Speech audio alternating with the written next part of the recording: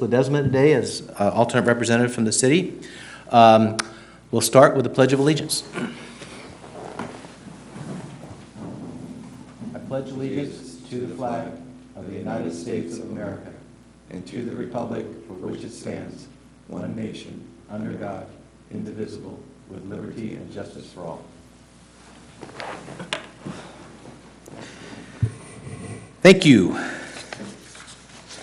First item is on the agenda is the approval of the agenda. I'll make the motion to approve the agenda. And I will second it. All those in favor? Aye. Aye. Hearing no opposed, motion carries. Public comment on matters not on the agenda. Is there anyone in the audience that wishes to speak on any matters not on the agenda? Seeing none, we'll move on to item 3, which was the approval of the November 21st, 2019 minutes. And I will make a motion to approve. I'll second. It's been moved and seconded. All those in favor? Aye. Aye. Motion carries. Report out of closed session. The board did meet in closed session to confer with legal counsel regarding anticipated litigation, which is disclosed in the closed session meeting agenda, and no action was taken. Thank you. Report of monthly year-to-date revenue and expenses. Good morning, members of the board. I'll be reporting out on the revenue and expenses for the month of October 2019. In Fund 870, the beginning balance is approximately $5.9 million. Our revenue was $595,000. Expenses were $26,000, making the ending cash position to be $6.4 million. For Fund 871, the starting balance was $122,000. There was no revenue, and our expenses were $1.8 million. Majority of that was toward the Southport levee project, and our ending cash position was negative $1.6 million. Looking at the year-to-date position, the combined cash position for all three funds is approximately $10.8 million. As of December 12th this year, the cash position is $10.4 million. State cost share has been trued up through quarter 32, which is through June 30th, 2019. The statement of cost for quarter 33, which is through September 30th, is in review right now. Staff is working with DWR to determine the appropriate amount for the next construction advance request and to develop an estimate of the remaining Prop 1E funds that the agency reasonably expects to expend by the end of 2022. Prop 1E funding ends on June 30th, 2023. That's when it sunsets. And the last 6 months from January through June of 2022 will be used to settle costs and reporting. DWR must have all Prop 1E funding expended by the end of June 30th, 2023. So DWR has indicated that replacement funding will be available if as needed. That concludes my report. Do you have any questions? Chris? Thank you, Jen. Thank you. Consent agenda. We have 2 items, items 6 and 7, and I would make a motion to approve the consent agenda as presented. I'll second. It's been moved and seconded. All those in favor? Aye. None opposed. Motion carries. Item 8, consideration of the comprehensive annual financial report for fiscal year ending June 30th, 2019. Good morning. There we go. So we are happy to announce that we have finished the annual CAFR for WSAFCA for fiscal year ending June 30th, 2019. In this most recent fiscal year audit, there was no new findings. You will see the one that was mentioned in the agenda report was actually a carry forward from the prior fiscal year based off of when they found that finding. We were primarily through the following fiscal year, which is why it was reported in this CAFR as well. Although this will be the last year, there were no new findings during this last audit. If you have any questions, I'm happy to answer them. Otherwise, we ask that you please accept this year's comprehensive annual financial report for June, or for the fiscal year ending June 30th, 2019. Okay. Any questions? Just one. I know the finding was on asking for policies and procedures. It looks like we fixed the problem, but there will be an actual policy procedure written. It was based off of someone Yeah. having a super user status. That has been corrected, and they Yep. have changed how employees obtain their access. So it's going to be done through the IT help desk. So it will be monitored and approved to ensure that no one ends up with what they consider a super user status. And so they do. I don't believe we currently have a written policy, but this was going to be used to address that issue. Yes, okay, thank you. Was that same finding also on the city's CAFR? Yes, Yeah. it was on Okay. both. Okay, thank you. With that, do we need a motion for acceptance? Then I would make the motion for acceptance of the report. All second? It's been moved and seconded. All those in favor? Aye. Any opposed? None. Okay. WSAFCA project update. Good morning, Mr. Chair and members of the board. So let's go over a couple of items that's included in the program update that you received, and as well as maybe a couple of other items. For the Southport Levee Improvement Project, we continue to negotiate with the adjacent property owner for borrow restore. So staff is working very diligently on that. Also related to borrow restore, we're entertaining an option to receive material from one of the SAFCA projects that the Corps is leading across the other side of the river. We've looked at the type of material. It looks to be suitable. It is acceptable to the property owner. But the logistics of how that is handled and when they actually start work and all of that still needs to be worked out. So more information to come on that as we continue to work through those processes. I think we also reported to the board that the supplemental EIR was complete. Staff is currently reviewing the final draft of that, and we intend to bring that back to the board in the new year, along with an award of contract for the borrow restore project itself. So somewhere in the February timeframe, we would expect to, or February-March timeframe, we'd expect to bring those two items together. The drainage improvement project, we're kind of in a winter suspension right now. The conditions out there are not real favorable, so we're working with the contractor. In fact, we just signed an extension, a no-cost extension, to allow them to pick up the work once conditions are more favorable, so they can complete that project.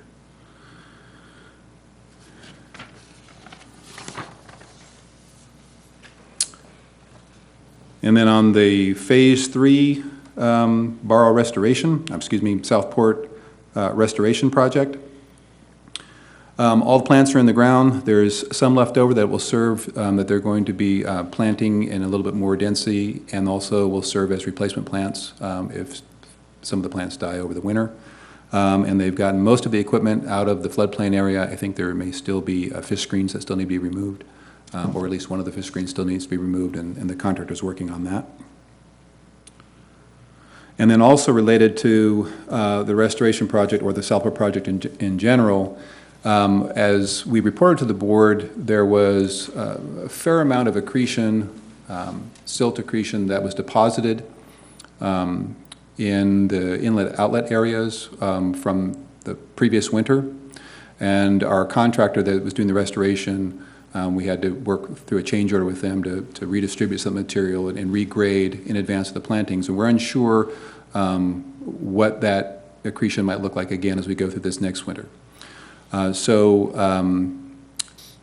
We worked with CBEC, who did the geomorphology analyses for the project itself, the sediment transport modeling.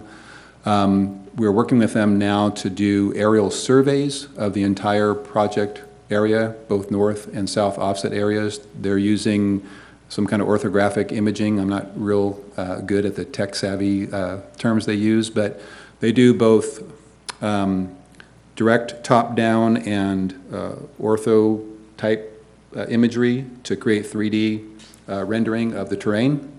So they're developing that terrain model for us so that in the spring, when the water recedes, we can basically have before and after very specific and precise photography to be able to compare, and then also measure the various areas where some of the secretion may take place.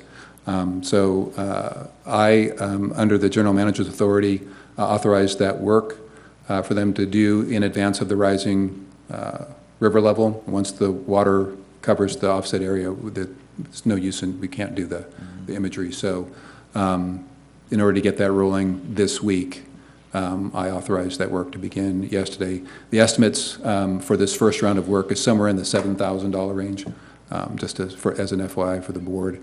And so if you have any opinions on about whether we should or should not continue that, please let me know. Otherwise, I think it's a good baseline that we'll be able to have that we can then use in the future at a relatively small cost for future surveys. Seems to make sense. But Greg, just long-term, what is the requirement for the outlets there? I mean, they're going to evolve over time. Is that? Yeah, I mean, we are looking at, allowing the river to do what it's going to do, and sort of adaptively manage as needed in terms of maintenance. But our biggest concern really is whether or not that interferes with the propagation of the plants, and whether or not they're going to survive or they're going to get buried. So that's our kind of our biggest concern. Also, silting in of the low-flow channel, where it may inhibit the ability for the offset areas to drain properly, could result in fish stranding. So all of those things, give us some concern, and we need to monitor it. Okay.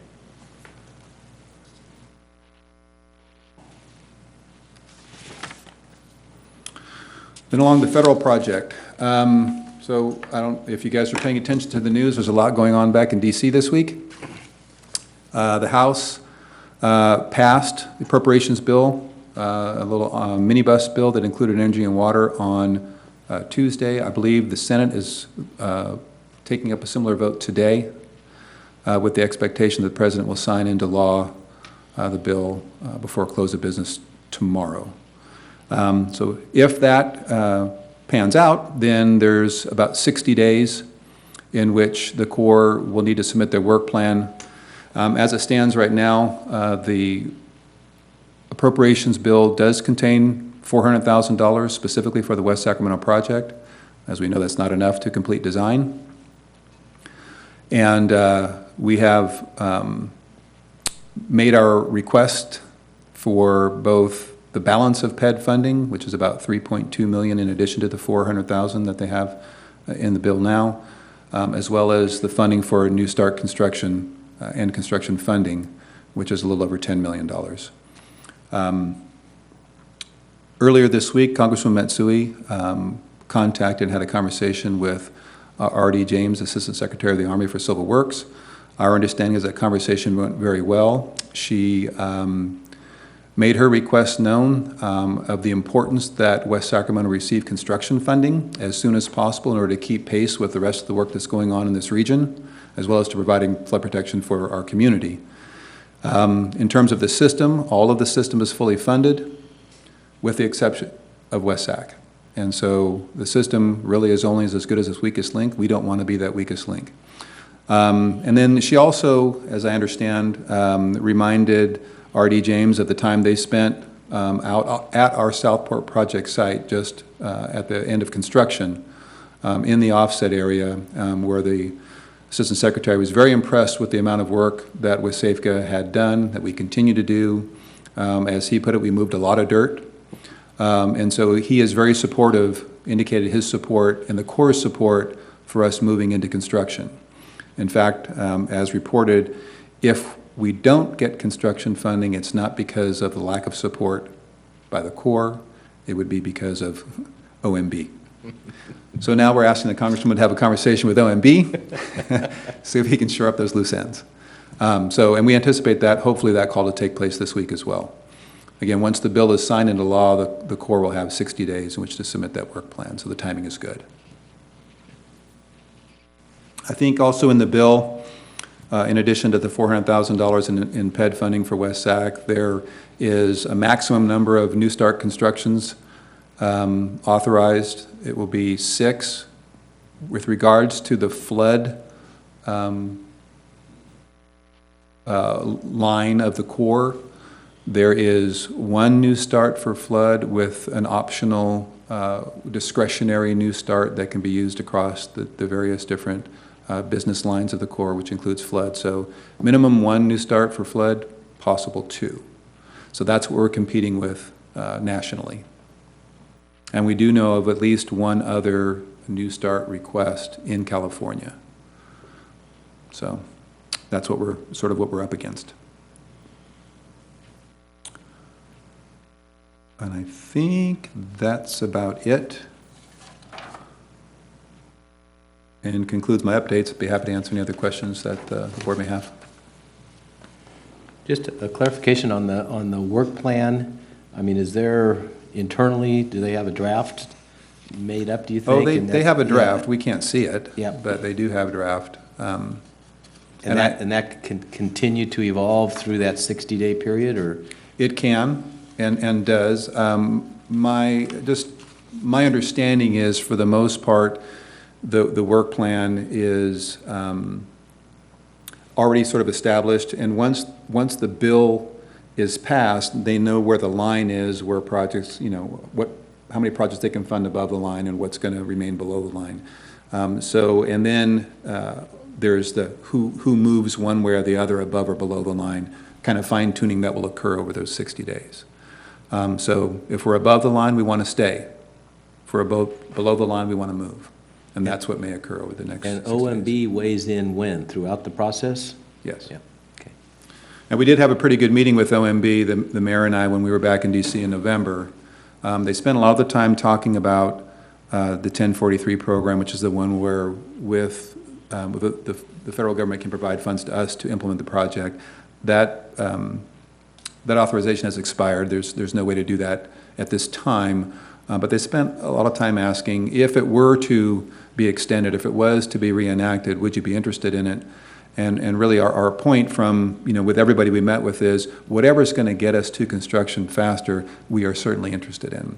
Whether that's traditional funding or under a 1043 authorization, we're really not that picky. It's just we really need to keep pace with what's going on in the region. And we did get an affirmation anyways from OMB that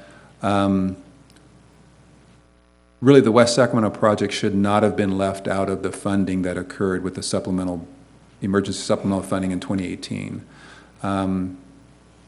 It was a little bit short of saying that was an oversight on their part, but there's a recognition that something needs to be done to make up for it, if you will. Again, we're the last project of the system to be funded, and we need to get there. Yeah. Well, it's promising. We'll see. Yeah. And everybody across the board appreciates all of the work that we're doing to carry the ball forward in the absence of the federal funding. That we're not, sitting back and waiting for the federal government to come along. We're actively moving the ball forward and asking them to catch up with us. And that's going a long way with our messaging in DC. Good. Okay, that's it? Thank you, Greg. Any comments on No. that? Okay. Item 10, director's comments. Sorry to interrupt. We do have one more update from Paul Dirksen regarding the floodplain restoration. Well, that's what's on our screen here? Yes. Come on up, Paul. I'll give you a few pictures instead of not so many words. All right. So as Greg pointed out, some of the last things that we have to do is really prepare for the flood season. So that includes removing fish screens. This is a picture that was just taken yesterday. So we got out the long pole excavator with tracks to pull out the northern fish screen. Greg already mentioned the planting the extra plants. So we had a surplus of about 4,300 plants. The team has directed the contractor about where to put those to try to deal with some erosion issues, especially along the remnant levee and some other places. We're working to install boater warning signs, so those will go out at all of the inlets. We do know that some boats meandered their way into the offset areas last year, and so we're trying to avoid that for the next year. And then as per usual, we are in the flood season, so we are monitoring river stage and precipitation each week.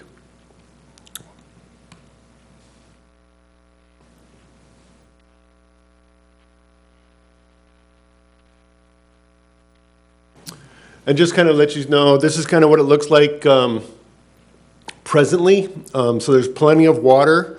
You can see the irrigation is completely installed, and this is the northern offset area that you're looking at. So the main line will stay in place. They've been anchoring those with rebar, full rebar that goes into the ground about 3 feet. So that's no small effort that they've been working on, as well as in putting in, wherever we had fabric, they're putting in these smaller anchors that are about 4 inches, and they go with every plant. There's 2 for every plant community, so they're showing up at every 5 feet.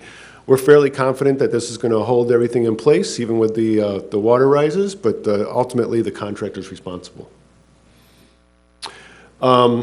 This was finished, I don't think it was finished the last time we spoke, but the cultural site is completely protected by rock now, so it is protected on all 3 sides, and the 4th side is where it joins the O&M corridor.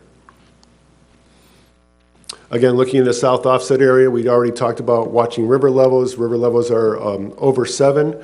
Our low flow channel is at 7, between 7 and 8. And so you can see that that's already becoming inundated, where the river is actually meeting groundwater in the offset area. Go ahead. And then, so this is staged yesterday for today, so they're going to remove the other fish screen. You can see a little bit of piping still at the river's edge, as well as the sand filters for the irrigation system of the in the southern offset area. Go ahead. So next steps, planting acceptance. You kind of asked, like, what goes forward. So the way that our documents the way the bid documents are developed is that once we accept the plants, then the contractor begins a monitoring period. And so the contractor's on the hook for 5 years of monitoring. So they're looking to get to plant acceptance, that everything's been put into place, so that they can begin their monitoring period and start counting those days. They're also working on removing all the debris in the floodplain. So, over the course of doing work, there's extra irrigation piping, there's some of the jute netting that got destroyed during the process. So we're working on getting all of that out of the way. And then in the new year, we'll have some pole cuttings for some specific types of plant material that are just better to put in at the beginning of the year and not during the wet season, but Springtime. yeah. So that concludes my report. Okay. Thank you. Okay, with that, we will move on to director's comments, and we have one. Is Toby Wong here? Toby, come on up. We have a proclamation for you, sir.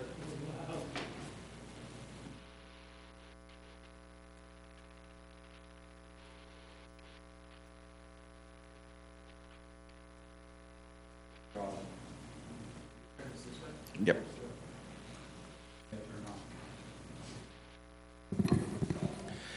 Well, Toby, as long as I've been involved here with WSAFCA, you've been one of the stalwarts here as far as moving our projects forward, and it's been greatly appreciated by myself, but as everyone. And as a result, we'd like to present you with this proclamation of the West Sacramento Flood Control Agency honoring your retirement. And I'll do the whereases. Whereas Toby Wong is retiring after 27 years of dedicated service to the West Sacramento and 7 years serving with the West Sacramento Flood Control Agency. And whereas Toby began his career as an associate civil engineer, rapidly promoting to senior engineer and ultimately to supervising civil engineer.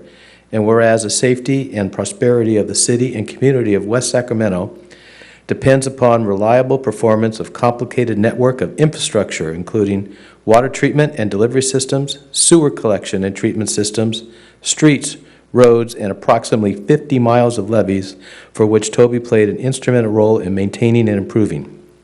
And whereas Toby's knowledge and leadership in civil engineering allowed him to lead teams through project selection, design, and construction of some of the biggest, most notable, and award-winning projects in the city, including the Harbor Boulevard widening and underpass project, the Bridge District Infrastructure Development Project, the Tower Bridge Gateway Modification Project, and the Joey Lopes Park Project. And whereas, with Toby's expertise in civil engineering and project leadership, he successfully led the largest and most complex and significant infrastructure project for the West Sacramento Flood Control Agency, the Southport Levee Improvement Project, an award-winning flood control project that took approximately 6 years to design and construct, and just under $200 million is the single largest infrastructure project ever undertaken in this city. And whereas the Southport project improved approximately 6 miles of deficient levee, including 2 miles of repair in place and 4 miles of new setback levee, this segment of levee up to above the 200-year flood protection, contributing to the flood protection goals of this agency and completing a significant portion of the authorized federal project. And whereas, during his tenure as a public servant and steward of the city's levee and infrastructure system, Toby and his wife Linda raised 2 sons, Brett, following in his father's footsteps as a working civil engineer, and Kenton, who is set to graduate next spring with a degree in economics. Now, therefore, be it proclaimed that the West Sacramento Area Flood Control Agency does hereby honor Toby Wong on a well-earned retirement after more than 27 years of distinguished and dedicated public service. Proclaimed on this 19th day of December, 2019. Congratulations. I don't know if you want to say anything or... Well, I want to thank Tom and the agency for this proclamation. It's not expected, but appreciate it. And it's been an honor serving the West Sacramento Area Agency as well as the city. And it's been a long 20 years, and I think I've done all my projects. And I think they ran out of big projects. Every project I finished, they gave me a bigger project. And I think this is the last one. Thank you. Thank you.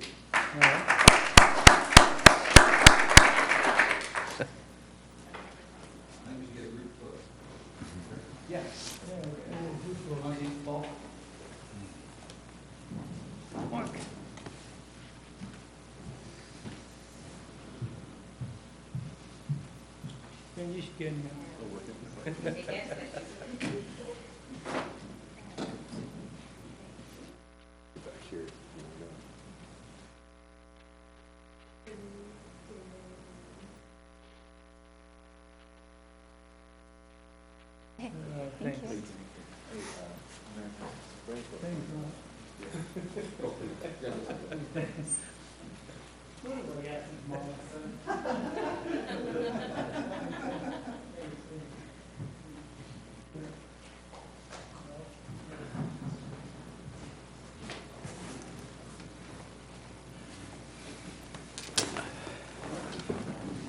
Okay, always nice to hand out whereases. So with that, if there's no other comments, I think we're adjourned. Thank you. Thank you all, and Merry Christmas.